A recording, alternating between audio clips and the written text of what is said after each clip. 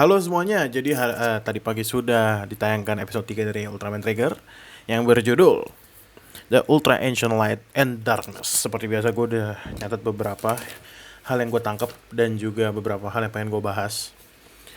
Langsung aja kali ya, intro dulu deh. Bagi teman-teman yang ingin request, boleh ke saweria.co/bagasga24 atau scan aja QR code-nya. Intro!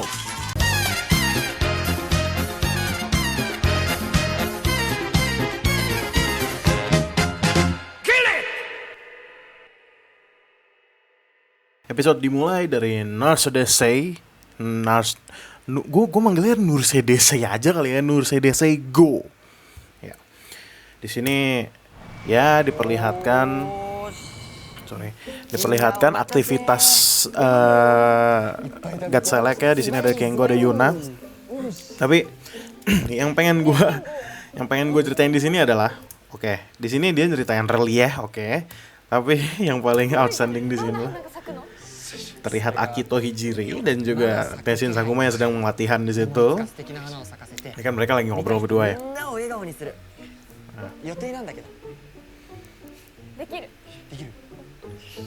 Nah, ini Akito di sini sedikit jealous, Pak.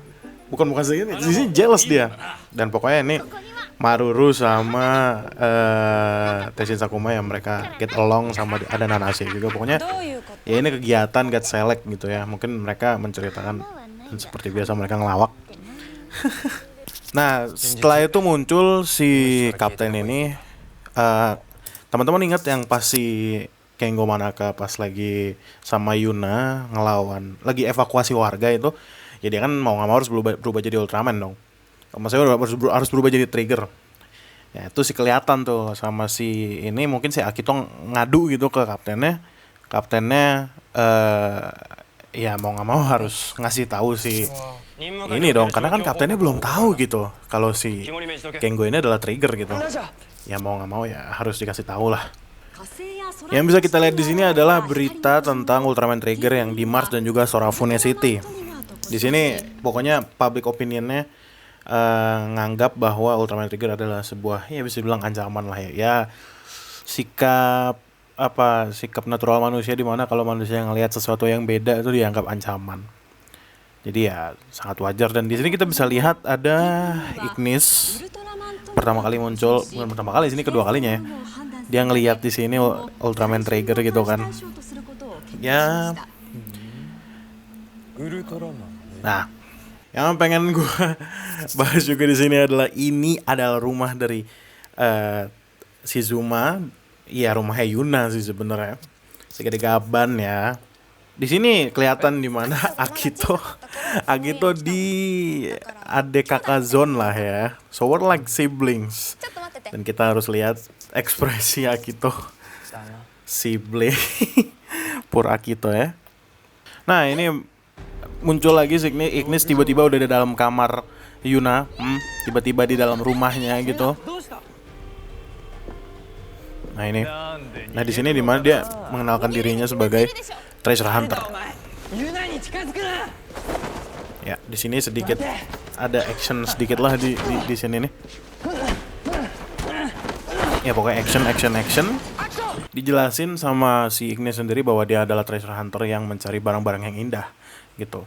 Dan salah satu barang yang dia lagi incer adalah, kenapa dia ke rumah si Shizuma, karena Yuna di sini bukan gara-gara Yuna adalah Yuzare gitu, tapi Yuna adalah dia ngomongnya adalah ahli waris dari Shizuma Foundation. Jadi menurut dia itu adalah sebuah mungkin uang gitu buat dia.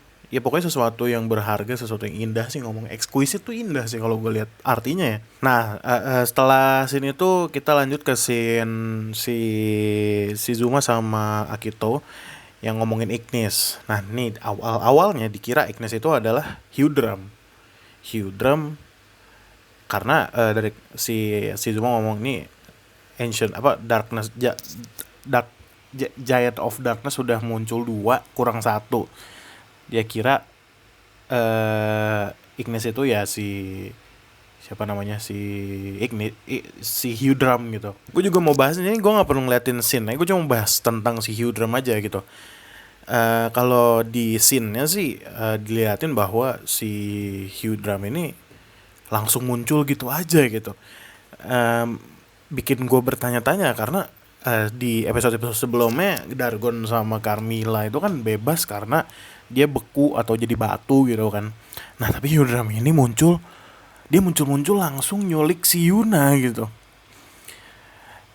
Gini maksudnya berarti otomatis si teorinya adalah Hugh Drum udah bebas atau emang nggak pernah terperangkap di jadi batu gitu. Ya kalau memang dia bebas berarti bebasnya udah lebih lama daripada Carmilla. Dia udah ngerti bumi kayak gimana, dia mungkin udah mempelajari manusia gitu mungkin sebelumnya. Itu sih yang menarik buat gua gitu. Kok Hugh Drum bisa ada duluan gitu. Dari sini juga kita dikasih kata-kata Eternity Core gitu. Eternity Core ini apa gitu. Dan dia manggilnya Yuzare gitu. Yuna ya nggak tahu dong dia adalah Yuzare gitu kan. Ini yang gue mau bahas, Eternity Core tuh apa gitu. Apakah di universe ini Eternity Core itu misalnya kita sebutlah sebagai Plasma Spark gitu. Ya, Plasma Spark itu yang mungkin teman-teman lupa yang di movie-nya Zero itu. Penggantinya matahari di M78 itu. Yang kalau misalnya yang diincer sama Belial, ya nggak tahu Eternity Core itu apa, belum ada penjelasan juga gitu kan. Kita juga bisa ngelihat sebenarnya si Ignis ini udah pernah ketemu sama Hugh Drum sebelumnya dari ini We Met Again Hugh Drum, Do You Remember Me gitu. Ini yang gue bilang tadi, Hugh Drum mungkin dia udah keliling universe kali, udah keliling planet kali. Nah, di sini dia reveal Lee Suryan. Nah. Ya, dia ketawa gitu tuh mengingatkan gue ke siapa lagi kalau bukan Guru Maji. Di persis Guru Majima, Hugh Drum karakternya persis pakai dagger, pakai pedang di sini. Terus cara berantemnya begitu. Ketawa-tawa. Di sini tuh juga si Yuna akhirnya berubah jadi Yuzare yang nge-reveal kalau sebenarnya Yuna adalah Yuzare itu udah si Kengo akhirnya, nah oh iya bener nih ini Yuna itu wanita yang ada di mimpinya dia, yaitu Yuzare gitu. Dan monster hari ini yang muncul adalah Gazord ya. Dia balik lagi akhirnya dengan mata merah dan juga repaint birunya ini ya. Ya seperti episode lalu bahwa kaiju di episode awal-awal ini hanya pemanis ya. Pokoknya Gazord lah. Di sini juga dikasih Sky Type akhirnya Guides Hyper Key-nya sama si Akito. Nah ini juga cukup menarik karena dia berubahnya kayak gini ya. Ntar. Seperti biasa sih awalnya. Ini mungkin homage ke Ultra Seven mungkin karena Ultra Seven kan kalau berubah gitu kan dari kecil ke gede gitu kan. Kalau ini sih ini biasa sih. Nah itu dari kecil ke gede itu mengingatkan gue ke Seven aja. Akhirnya Ignis juga nyadar gitu. Kengo adalah trigger. Iya seperti biasa lah. Setelah Gazord hancur, muncullah Hugh Drum. Seperti yang tadi gue bilang gitu, monster di episode 2 sama 3 ini cuma sebagai pemanis. Excellent, itu kata-kata yang sering dia keluar itu excellent. Ya pokoknya akhirnya dia dapat vision The Three Dark Giants ini. Dan dari episode 1 masih konsisten dengan sinematografinya. Kita lihat bareng-bareng. Sekarang dia fokus ke rotating kameranya. Karena kemarin kan udah tuh dari low angle ke high angle, sekarang rotating kameranya. Terus kemarin nih sebenarnya episode 2 juga ada nunjukin dalam gedung itu loh. Gila sih emang, gue heran sama Koichi Sakamoto. Dan itu kayak itu apa tuh?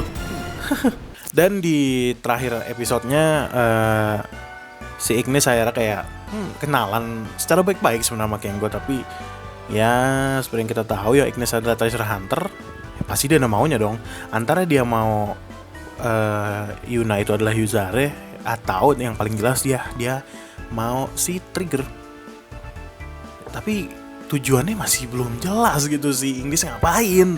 Dan itu adalah hal-hal yang gue dapet dari catatan gue yang ini dari episode 3 yang berjudul Ultra Ancient Light and Darkness ya. Gimana menurut teman-teman tentang episode 3 ini? Kalau menurut gue ya, overall cerita makin dalam. Sama aja sih sebenarnya kemarin, cuma ya ceritanya makin dalam aja. Sinematografinya masih belum lepas, ini masih 3 episode pertama. Jadi ya kita lihat saja ke depannya ya. Ke depannya tadi gue udah lihat monster yang bakal muncul itu Vanilla ya kalau nggak salah. Terus juga si Ignis bakal ke markas Segat Select. Ngapain tuh gue nggak tahu. Ya makin menarik lah ya Ultraman Trigger. Boleh kita diskusi di kolom komentar di bawah kayak gimana. Jadi ya jangan lupa di like, comment, subscribe juga. Yang paling penting adalah respect all tokusatsu. And thank you. Oh ya, kalau mau sawer boleh ke sawer.co/podcast24 atau scan ini. Ngapain gitu kayak Sumpah Yudram kayak Majima anjir, kayak Majima Goro sumpah. Lu harus lihat mereka cara berantemnya itu sama, cara ngomongnya itu sama, cara ketawanya juga sama.